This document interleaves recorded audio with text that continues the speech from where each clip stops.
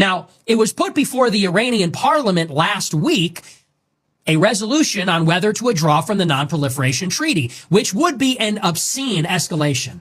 That is basically as good of a public statement as you're going to get that Iran is building a primitive nuclear device. What else would that imply if they withdraw from the NPT? It was removed from the docket at the last minute. They never voted on it. A week later, today, it was declared that Iran's foreign ministry and the Europeans had reached an agreement. Iran will not withdraw from the NPT. Europe will not apply the snapback sanctions. And there's a framework for Iran to cooperate with the nuclear inspectors from the IAEA. It is in the midst of this week. This happened this week. Last week, Iran put it on the docket. We're withdrawing from the NPT. We are going nuclear. Today, in the past 48 hours, an agreement came together where the Europeans and the Iranians are going to work together to inspect Iran's nukes, and they will not have sanctions that push over the country. And even the foreign ministry said we might re-engage with the United States in some capacity. In other words, diplomacy might prevail. Well, what's wrong with that?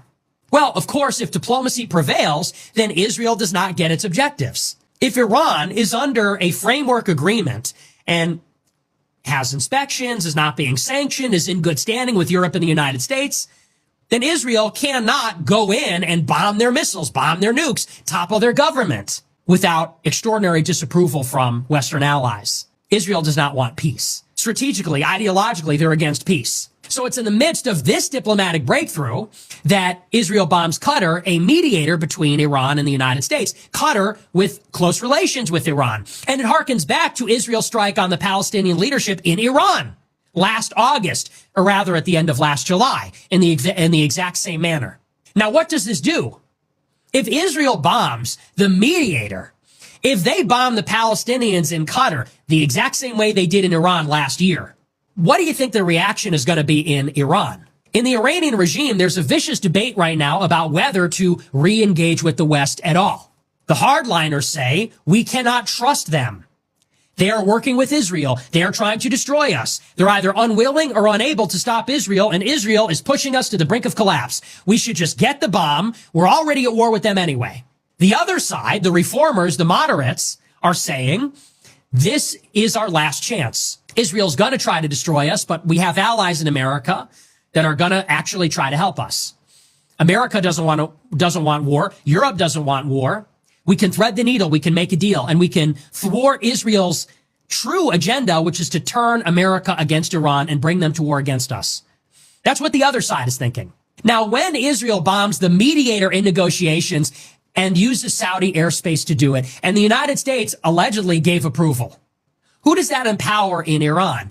It empowers the hardliners who are going to say, you cannot trust the West. We're going to let the IAEA, which fabricated evidence a week before Israel's attack, we're going to let them come into Fordo and Natanz and inspect the nuclear facilities. We're going to tell them where our uranium is. Why? So they could tell Israel and they could bomb it? So that's one of the developments that's happening. Simultaneously, in March of this year, Israel ripped up their ceasefire agreement that was made in January.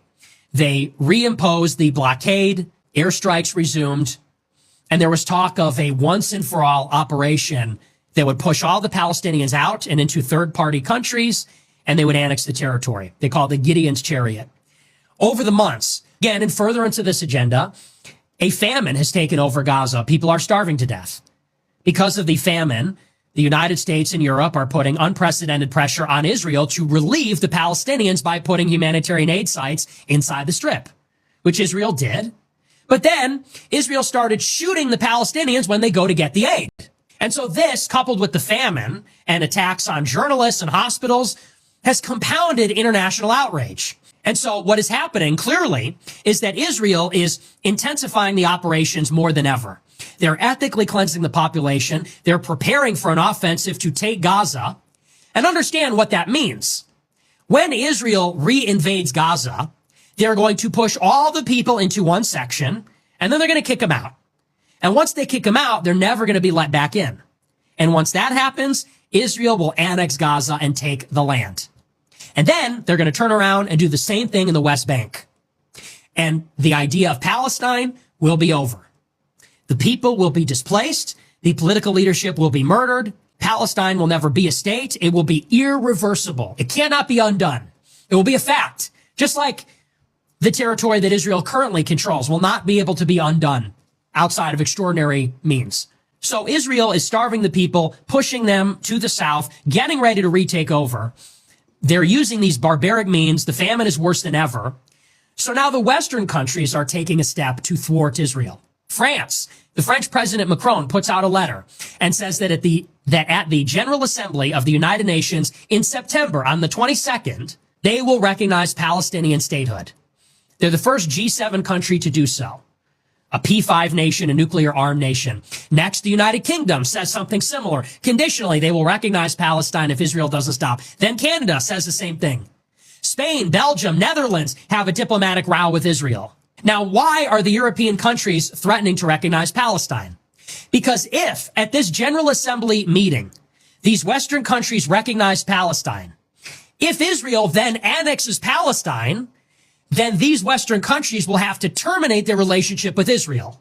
If, according to France, the UK, and Canada, Palestine is a sovereign state, and if Israel erases that sovereign state, then according to their own law, these countries will have to review and revise their relationship with Israel and potentially terminate economic agreements or trade or a diplomatic relationship. So they're trying to outfox Israel. They're trying to get ahead of it. They're trying to hastily draw a red line before Israel crosses over it. So what does Israel do? Well, Israel is accelerating the timeline to invade. Israel is saying, we're not going to wait for the UN to annex Gaza. We'll do it before you can recognize Palestine. By the time you recognize them, they won't exist. So Israel's preparing an offensive in Gaza City, what they say is the last remaining stronghold of Hamas. They're starting the operation this week. Now, the United States is getting involved because Trump, he wants the war to end. Because Trump, as a unique political figure, although he is beholden in many ways to the Israelis, I do believe that on some level, he recognizes what they are doing. Maybe this is naive, but this is my honest assessment. And I'm not going to go deep into it tonight.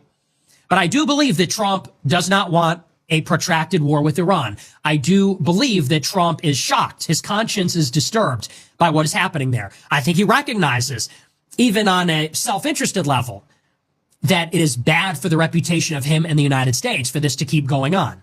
So Trump has made a concerted effort to bring the war in Gaza to an end. He signaled his dissatisfaction that it's continuing, but he's unable to stop it. Now, he said last week that he would end the war in Gaza in 2 weeks. Yesterday, the United States offered up a proposal for Hamas, a peace proposal, mediated by Qatar. As a matter of fact, Hamas and their political bureau was gathered in Qatar in Doha today to discuss Trump's American-backed proposal for peace in Israel.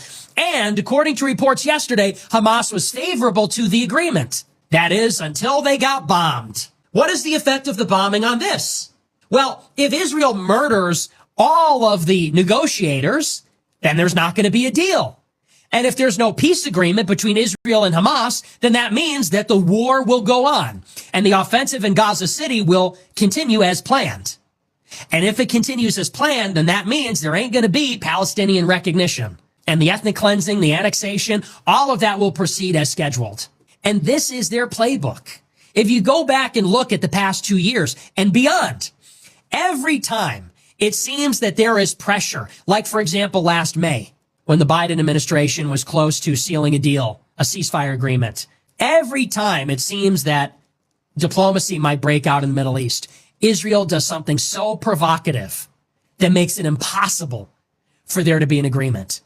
Israel does something so provocative that it makes it so that the other parties cannot engage without losing face, without losing the deterrent threat, without losing legitimacy, without dissatisfaction within the ranks of their regime or the population.